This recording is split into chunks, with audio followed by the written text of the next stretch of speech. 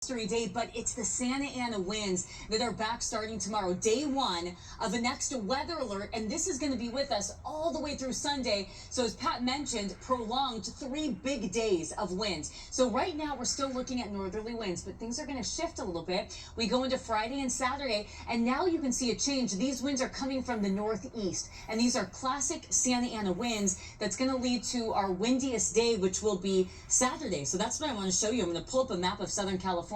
And the blue that you see on your screen, this is indicating wind that we are expecting Saturday during the day. And you're going to see the clock is going to stop at noon. We've got wind in San Clemente, inland Orange County, into Irvine, Foothill Ranch, over into the Inland Empire. We could see gusts up to 50 miles per hour, and then wind through downtown Los Angeles, our valleys of Ventura and LA counties. And of course, it's those wind-prone corridors that will see the strongest winds. But this is a widespread Santa Ana wind event, and that's why everyone here in Southern California is going to be under this alert. And it's happening on a weekend when I know a lot of folks want to get outside, and this may impact some of our travel plans. So let's talk about what's happening next. Winds right now quieting down just a bit compared to earlier today. Still breezy in some areas, but that's not going to last long. Tomorrow, the Santa Ana winds show up. Strongest Saturday, and then warming on top of that going into the weekend.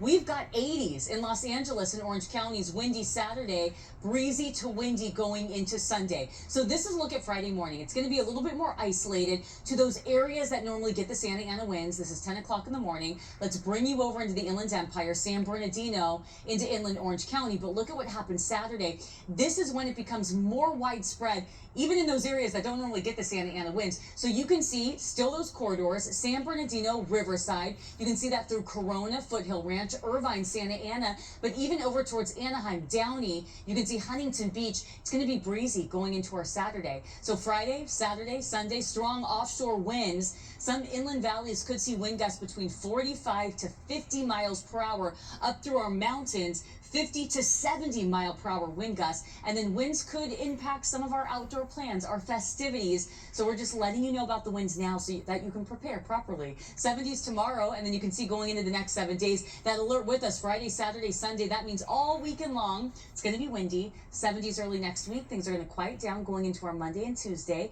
Valleys 74 Friday, 76 Saturday, and windy. Sunday still windy. Winds start to die down. It won't be as strong as Saturday, but it's also going to be warmer in the lower 80s. A blustery weekend in the Inland Empire.